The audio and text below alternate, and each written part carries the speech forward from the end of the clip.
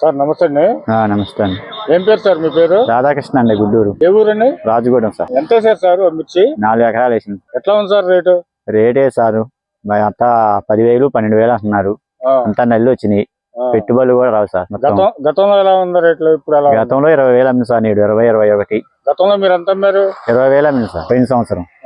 ఈ సంవత్సరం రేట్ లేక గిట్టుబాటు ధర కూడా రావట్లేదు. రైతులు ఆత్మహత్య తప్ప ఏమీ లేదు. ప్రభుత్వం ఆదుకుంటుంది, రైతు భరోసా ఇస్తా అని చెప్పి సార్ అడేశారు.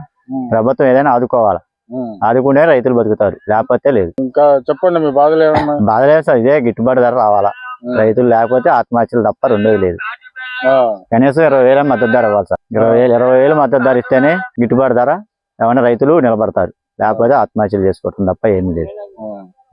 ఇంతకు ముందు గతంలో ఎప్పుడు ఇటువంటి పరిస్థితి వచ్చిండు? రాలా సార్. 2020 కాడి నుంచి రాలా. గిట్టుబాటు ధర బాగానే ఉంది. ఈ సంవత్సరం మరి 10, 12, 13 అని కొనేది కూడా లేదు సార్. మొత్తం ఏది ఎవరు ఎక్కడ అయిపోయినా దళారీ వ్యాపారం. ఆడికి ఆసపోతే వాళ్ళు అడిగిన రేటుకి మనం ఇవ్వాలి. అడిగిన రేటుకి ఇచ్చేయటమే. మరి ఇంకా రైతులు ఏం చేస్తారో మరి ఆ ప్రభుత్వం ఏం చేసిందో చూసుకోవాలి.